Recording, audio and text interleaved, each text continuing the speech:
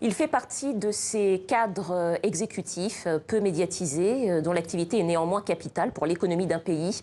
Au mois de décembre, il a été désigné meilleur financier de l'année par le Financial Afrique. En 2007, il a créé la première agence de notation financière d'Afrique francophone. Stanislas Zézé, bonsoir. Bonsoir. Soyez le bienvenu sur le plateau du Journal Afrique. Alors, Merci. vous êtes le PDG de Bloomfield Investment Corporation. Ouais. Alors, ce soir, avec vous, on va parler crédit, investissement, développement économique des pays. Mais peut-être en quelques mots, je vais rappeler d'abord ce qu'est une agence de notation financière. Ce sont des institutions qui sont chargées d'évaluer le risque de non-remboursement d'une dette ou d'un emprunt pour les États, les entités publiques, sociétés publiques, collectivités locales, les institutions financières aussi, entre autres. Alors, si vous avez suivi la grande crise financière de 2007, vous avez forcément entendu parler du triple A. Vous savez, ces notes qui sont attribuées aux États et qui peuvent faire la pluie et le beau temps sur leurs économies.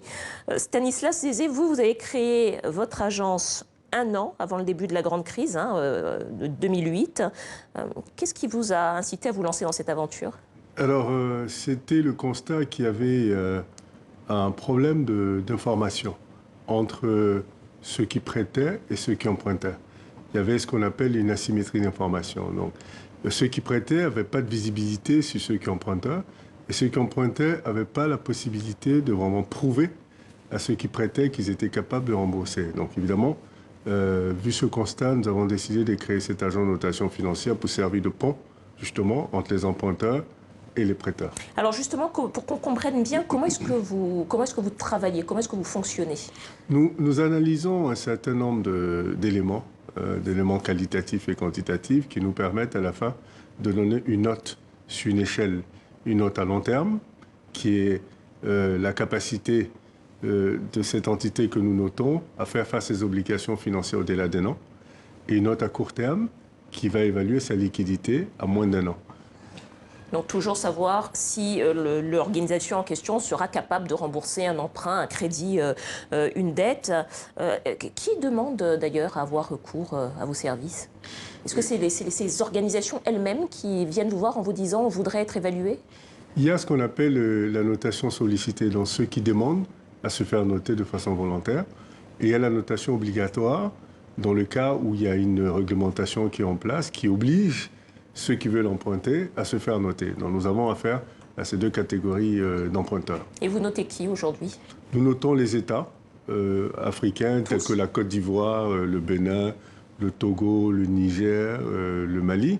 Nous notons les institutions financières, Ecobank, NCA Bank, Bank of Africa. Nous notons les collectivités locales, le district d'Abidjan, la ville de Dakar.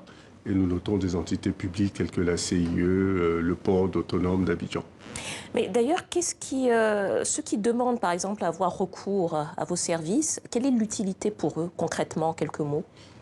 C'est utile en ce sens que ça leur permettra de démontrer à ceux qui vont leur prêter éventuellement qu'ils sont capables d'absorber les fonds, de les utiliser de sorte à créer de la richesse et de rembourser en temps et en heure.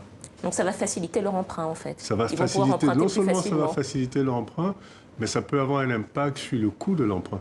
Ça peut réduire le coût de l'emprunt. Quand vous êtes bien noté, l'argent coûte moins cher. Les taux d'intérêt, en somme, les taux d'intérêt sont plus faibles. Les taux d'intérêt sont plus faibles. Quand vous êtes mal noté, évidemment, les taux d'intérêt sont un peu plus élevés. Parce que le risque est plus élevé pour le prêteur. Plus élevé, mais vous avez quand même accès au financement. Bon, peut-être juste une question quand même. Il n'y a pas eu de résistance quand vous avez commencé votre activité parce que les agences de notation financière, ça fait très peur. On se souvient de ce qui s'est passé pendant la crise grecque, pendant la crise de 2008. Tout le monde avait peur de ces triple A qui baissaient, devenaient des double A. Il n'y a pas eu trop de résistance? Si, beaucoup de résistance parce qu'évidemment, c'est quelque chose qui paraissait sophistiqué, étrange, curieux, mystérieux pour les emprunteurs et même pour les investisseurs locaux, régionaux. Mais à force de pédagogie, nous avons emmené les gens à comprendre l'utilité de la notation financière qui permet finalement d'avoir un marché transparent et qui permet finalement aux gens d'être transparents, aux emprunteurs d'être transparents, de montrer qu'ils sont capables de rembourser, de montrer qu'ils sont capables d'utiliser les fonds qu'ils demandent et aux investisseurs d'être plus rassurés quant à prêter. Et ça a développé de façon significative le marché des capitaux en Afrique de l'Ouest, par exemple, où nous avons commencé. Alors, moi, j'ai quand même une question, et je pense que beaucoup de téléspectateurs se la posent. Qu'est-ce que ça change pour monsieur et madame tout le monde, hein, si je me place du point de vue du consommateur de base? Madame Koulibaly, par exemple, mère de famille, ou employée, ou petite entrepreneuse, qu'est-ce que ça change, le fait qu'il y ait une agence de notation financière dans son pays, dans sa vie? Qu'est-ce que ça peut changer? L'agent de notation financière qui va noter le pays dans lequel elle vit va permettre à ce pays de pouvoir emprunter, investir dans les infrastructures et permettre à Mme Koulibaly de pouvoir justement faire son business. Si elle est commerçante, cet investissement public là, dans les infrastructures, dans les marchés, va permettre justement de faire son business. Et ces investissements dans les infrastructures économiques et sociales vont permettre au secteur privé de pouvoir avoir accès à un certain nombre d'infrastructures pour pouvoir développer leur business. Vous voulez dire que si, peut-être si je résume, si j'ai bien compris, ça veut dire que si le pays est bien noté, il peut emprunter de l'argent plus facilement, moins cher, ça veut dire que cet argent, il peut l'injecter dans l'économie de son pays et il peut construire des infrastructures, des routes, enfin tout ce dont un pays a besoin, à la fois pour faire du business et à la fois pour la vie quotidienne, c'est ça que vous dites? Absolument, c'est ça l'objectif, créer un environnement des affaires qui permet à tous ceux qui sont dans ce pays de pouvoir faire du business. Tout ça grâce, enfin tout ça en tout cas c'est favorisé par la notation financière. La notation financière va permettre justement au pays de pouvoir prouver à ses créanciers qu'il est capable d'emprunter et de rembourser. Donc d'emprunter plus facilement sur les marchés financiers. Et à des coûts raisonnables, parce que c'est très important aujourd'hui, c'est très important également.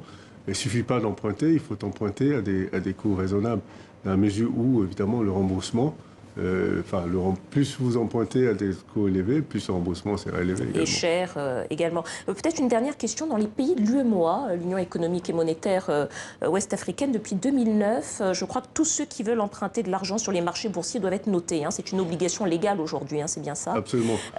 Est-ce que ça a eu un impact sur l'économie ouest-africaine? Oui, bien sûr, bien sûr.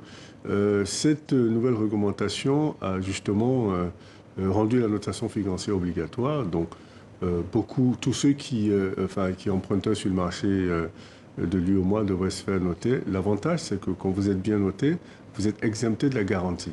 Donc, systématiquement, l'argent devient moins cher.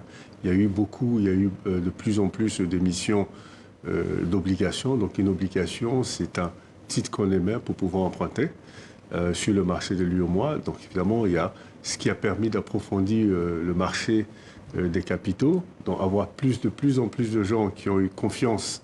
Ça veut dire, pardonnez-moi, je vous interromps, mais ça veut dire que dans cette zone UEMOA, en Afrique de l'Ouest, il y a eu plus d'argent qui a été investi dans l'économie. Parce qu'il y a des zones, par exemple en Afrique centrale, hein, dans la CEMAC, où la notation n'est pas obligatoire. Est-ce qu'on voit une différence entre les deux? Bien sûr, bien sûr.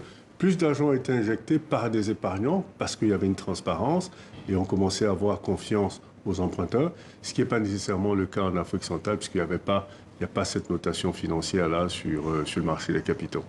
Bon, c'est peut-être ça qui explique alors les mauvais classements parfois de la zone CEMAC dans les classements un petit peu du climat des affaires, doing business et autres. C'est comme ça. Disons qu'ils ont commencé à vouloir rectifier et devraient rentrer dans ce processus bientôt. Très bien. Merci beaucoup Stanislas Zézé, PDG de Bloomfield Investment Corporation, première agence de notation financière d'Afrique francophone. Merci, d'avoir répondu à nos questions.